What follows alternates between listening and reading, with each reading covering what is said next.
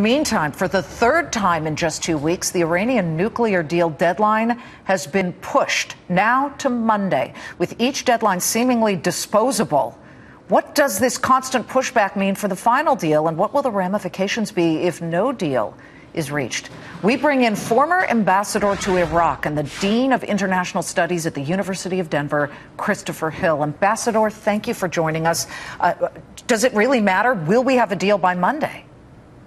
Well, we're really getting to crunch time, and clearly they're bringing up these last-minute things. And the problem is, the longer this goes on, the more people think that this is just some legacy issue, that our negotiators are hanging in there for the wrong reason. And so it kind of undermines the kind of atmosphere they're going to need once this deal is done, because it's really going to get some scrutiny, especially from our Congress. Everybody's a critic lately. There's the camp that says no deal is better than a bad deal. Then there's the camp that says if you keep pushing the deal back and you keep pushing the deadline back, that gives the Iranians some signal that we are weak in the United States. Which camp are you in?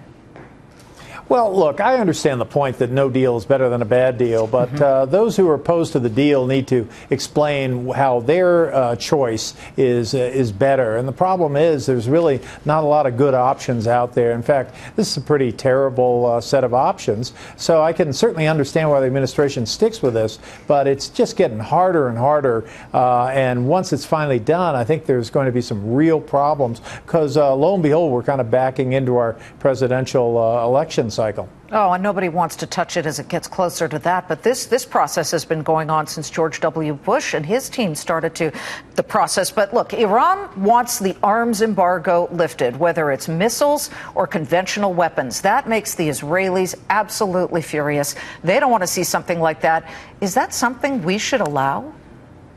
Well, they not only want it lifted, they want to lift it very early on and before we've really gotten to see what exactly they're doing in terms of following up their side of it. So there are all kinds of snapback provisions. But the fact is, once you lift sanctions, it's usually kind of hard to put them back on. And so obviously the Israelis are concerned. But frankly, this is not just about Israel. It's about the whole Arab region. And they're kind of worried that we're switching partners on them. We're going back to our relationship with Iran and leaving them out. So there's a lot of politics in it, and none of it's particularly good. Yeah, this at a time when Iran is picking winners. They're backing Houthi rebels in Yemen. They're helping out Hezbollah. In the past, it's a mess. We'll be watching it. Ambassador, thank you for joining us.